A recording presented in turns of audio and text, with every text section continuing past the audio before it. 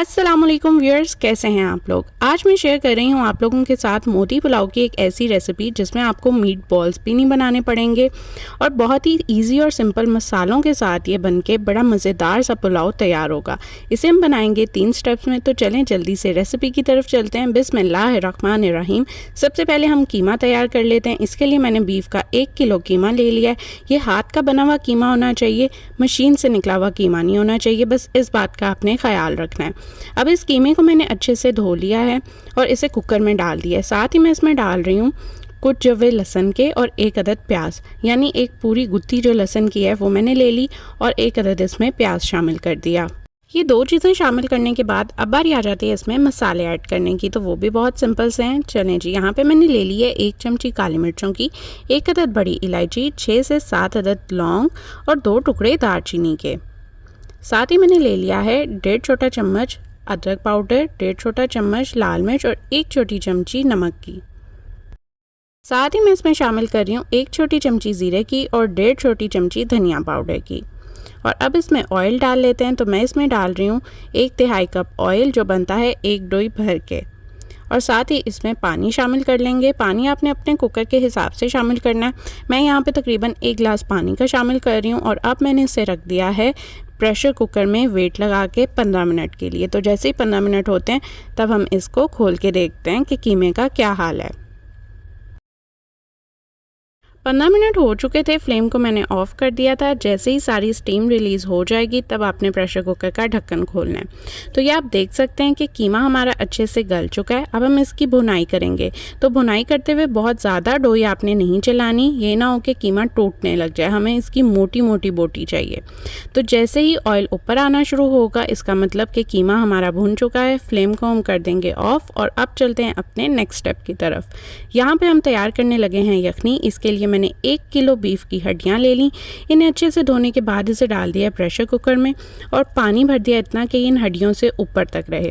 جو وائٹ آپ دیکھ رہے ہیں نا، وہ انہی ہڈیوں سے جو چربی اتری ہے نا، یہ وہ آئی ہوئی ہے پانی میں۔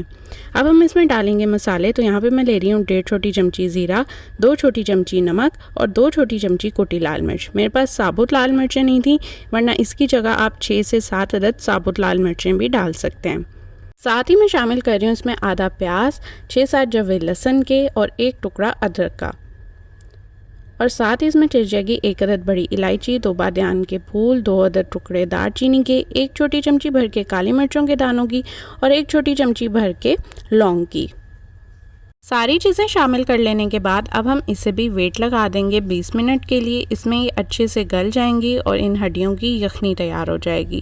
تو چلیں اتنی دیر میں باقی کا کام کر لیتے ہیں۔ یہاں پہ میں نے لے لیے ہیں 3.5 گلاس چاول، انہیں میں اچھے سے دھو کے بھگو کے رکھ لوں گی آدھے گھنٹے کے لیے، اور جتنی دیر میں چاول بھیگتے ہیں اتنی دیر میں باقی کا کام کر لیتے ہیں۔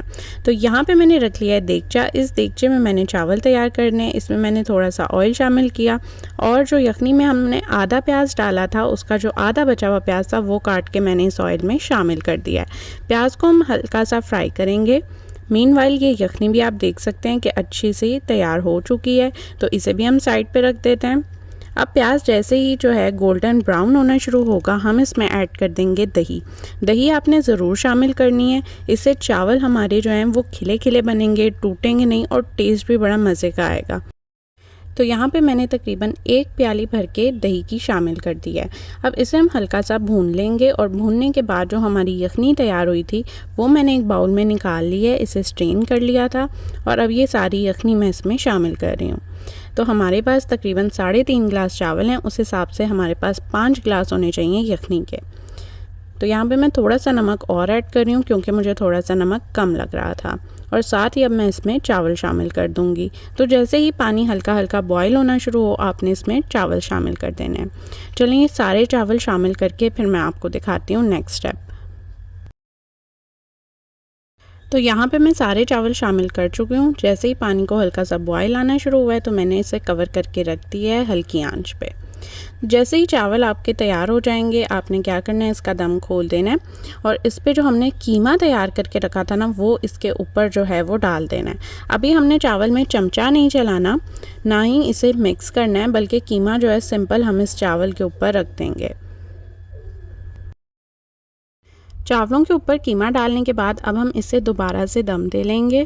تو اب میں اسے دوبارہ سے کور کر کے رکھ رہی ہوں اور اسے ہم لو فلیم پہ رکھ دیں گے 5 سے 7 منٹ کے لیے. 7 منٹ ہو چکے ہیں اور اس کا دم پورا ہو چکا ہے. تو یہ دیکھیں جی ماشاءاللہ موتی پلاؤ ہمارا بن کے بالکل تیار ہے. اب باری آ جاتی ہے اس قیمے اور چاولوں کو اچھے سے مکس کرنے کی. تو اب ہم نے اس میں چمچ چلانا ہے اور اس قیمے اور چاولوں کو اچھے سے مکس کر لینا ہے. تو دیکھا آپ نے کتنی ایزی اور سمپل میتھڈ کے ساتھ ہم نے یہ موتی پلاؤ تیار کیا ہے. نہ ہمیں میٹ بالز بنانے پڑے بلکہ اسی قیمے سے جو ہے ہم نے اس پلاؤ کو تیار کیا. اور جب آپ اسے مکس کریں گے تو یہ قیمے کے موٹے موٹے چنکس بالکل موتی کی طرح ہی لگیں گے اس پلاؤ میں. تو اگر آپ کو یہ ریسیپی اچھی لگی ہے تو جلدی سے ویڈیو کو لائک کر دیں اور چینل کو سبسکرائب کر دیں تاکہ میں اسی طرح کی مزیدار ریسیپیز آپ لوگوں کے لیے لاتی رہوں. اس کے ساتھ ساتھ آپ مجھے نیچے کمنٹ کر کے ضرور بتائیے گا کہ آپ کو یہ ریسیپی کیسی لگی اور اگر آپ کو کوئی کوئریز ہوں تو وہ بھی آپ نیچے کمنٹ سیکشن میں پوچھ سکتے ہیں. تو چلیں جی میں لیتی ہوں آپ سے اجازت. ملوں گی نیکسٹ ویڈیو میں. تب تک کے لیے اللہ حافظ.